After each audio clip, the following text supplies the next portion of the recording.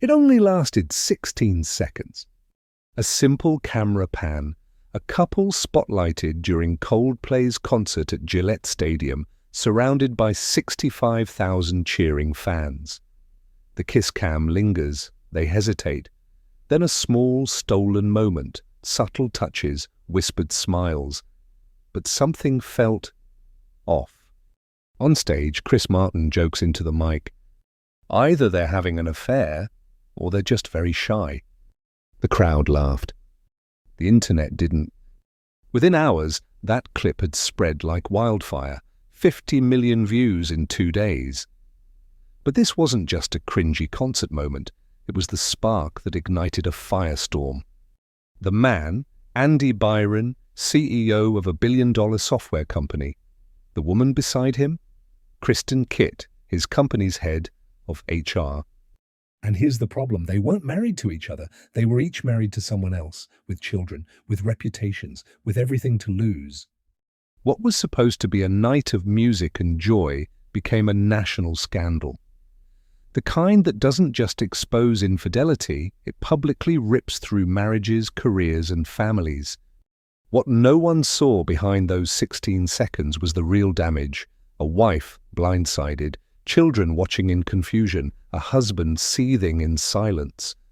And for millions of women watching this unfold, one painful truth hit home. You can devote your life to someone and still be betrayed in the most humiliating way possible. This wasn't just a kiss, it was the beginning of the end. The moment their faces hit the stadium screen, most assumed they were a couple, until someone zoomed in and recognized him.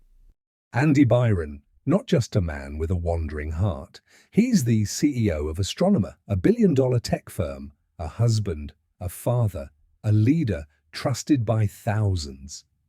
The woman beside him, not his wife, but Kristin Cabot, his company's chief people officer.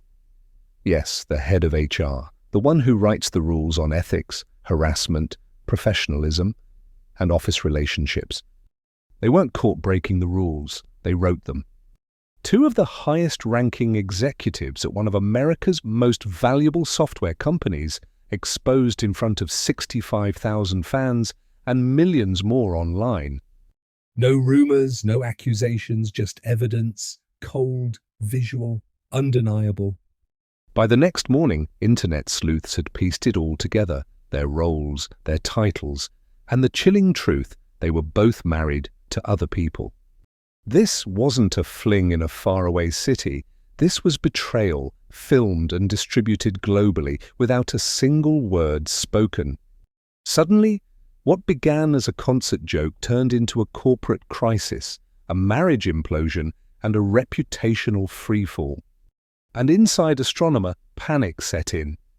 Because if the company didn't act fast, this scandal wouldn't just cost 2 marriages, it could take down a billion-dollar empire. Until now, most of the attention had focused on Andy Byron. But Kristin Cabot wasn't just someone's affair partner. She was someone's wife. His name, Andrew Kitt. Not a footnote. Not a +1. Andrew is the CEO of Privateer Rum, a premium spirits company with deep roots in New England. He's not just wealthy, he's legacy. A descendant of the Cabot family, one of the oldest, most respected names in Massachusetts. For years, Andrew and Kristin had kept a low profile. No flashy interviews, no red carpets, just quiet power and old money. In March 2025, they bought a $2.2 million home in Rye, New Hampshire. It was supposed to be a fresh chapter. Instead, it became a stage for silent heartbreak. When the concert clip went viral, Andrew said nothing. No press release, no social media post, not even a vague statement, just complete, unnerving silence. But silence can be strategic, because within 48 hours, sources say Andrew began meeting with top-tier divorce attorneys in Boston. Behind closed doors, he wasn't asking questions, he was drawing battle lines. Friends describe him as calm, controlled, but not naive. And when a man like Andrew moves in silence, He's not walking away. He's preparing to strike with precision. So far, no court filings have appeared, but legal insiders say it's only a matter of time. Because while the internet laughs and memes fly, Andrew Kitt is playing a very different game. And the next move? It could cost Kristin everything. By day 3, the damage had outgrown the internet. What began as a viral video had now triggered a full-blown corporate crisis. Inside Astronomer, the mood turned from gossip to panic. These weren't mid-level employees. Andy Byron and Kristin Cabot were the face of the company, the CEO, the chief people officer, the two most powerful names on the org chart. And now they were liabilities. By day 2, the board had quietly placed them both on administrative leave. Behind the scenes, lawyers were scrambling to contain the fallout. Because this wasn't just about bad behavior, it was about risk. If Kristin was fired too quickly, the company could face a wrongful termination lawsuit, especially since she handled HR policies herself. If Andy stayed in power, investor confidence could tank. The solution came swiftly. On day 3, July 19th, the board accepted Andy Byron's resignation. Just like that, he was out. No public statement, no second chance. Gone. Kristin's situation was murkier. Her LinkedIn profile vanished. No termination notice was issued. Some insiders whispered she was still employed, hidden in the background while legal teams built a case airtight enough to avoid blowback. Inside Astronomer's offices, whispers turned into open conversation. We always knew they were close, but not like that. The company's reputation had taken a hit. Trust was shattered, and employees were left wondering, if the people who built the culture broke it, what does that say about all of us? This wasn't just two careers ending, it was a company losing its soul. It started with a camera, then came the comments, and soon the pain became performance. In stadiums across the country, mascots began reenacting it. That exact moment, Kristin turned away, the way Andy ducked his head like a man already guilty. People cheered, they laughed, because it wasn't just a scandal now, it was a punchline America could sip their morning coffee to. Online shops rushed to print it, their frozen expressions plastered on mugs, t-shirts, tote bags, souvenirs from someone else's collapse. And while the internet played dress-up with their shame, real lives were coming undone behind locked doors. A wife sitting alone in the kitchen rereading messages she'll never send. A husband staring out a window, realizing he was never part of the story the world now tells. Two children, confused, wondering why the world is laughing at their family. That's the part no meme shows, the silence that follows humiliation, the ache of watching strangers profit off your private devastation. No one asked how it feels to have your worst moment become a joke for millions. No one stopped to say, "Are you okay?"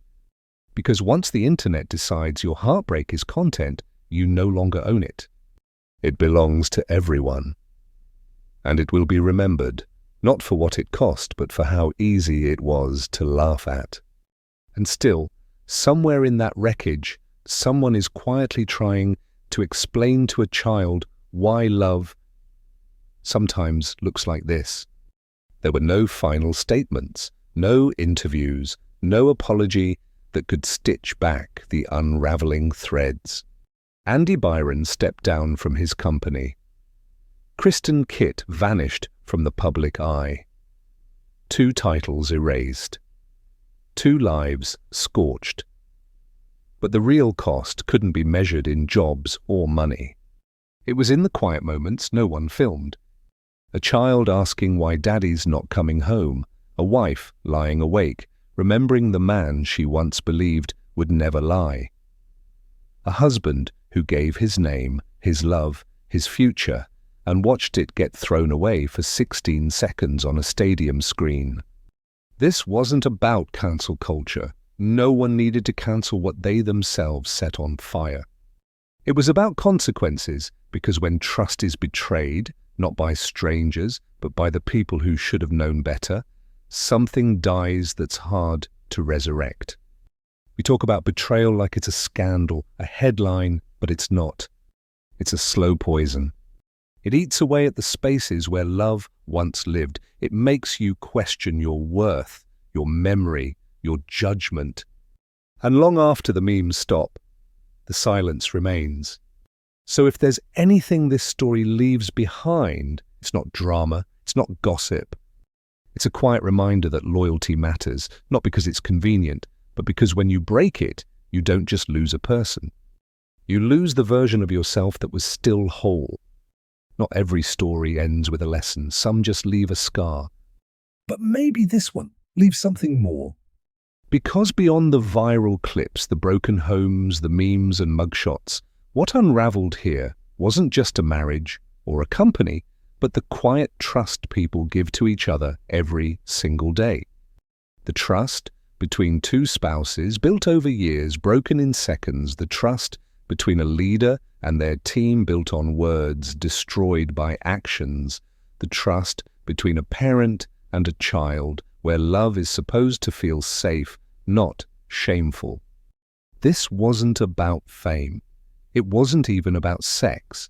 It was about what happens when people forget what they owe to those who love them.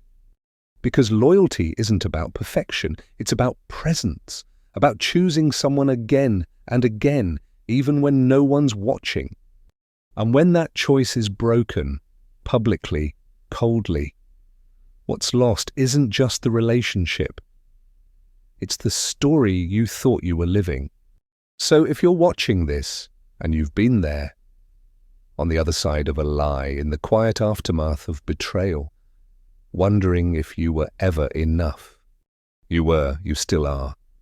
They just weren't ready for the weight of your honesty. And in a world that turns pain into punchlines, your integrity is still your power. Protect it, choose it, be proud of it. Because long after the headlines fade, what you keep is who you are. If this story hit a nerve, you're not alone. Drop A if you've ever had to rebuild yourself after someone else's choices. Tag someone who needs to be reminded, protecting your peace is never selfish.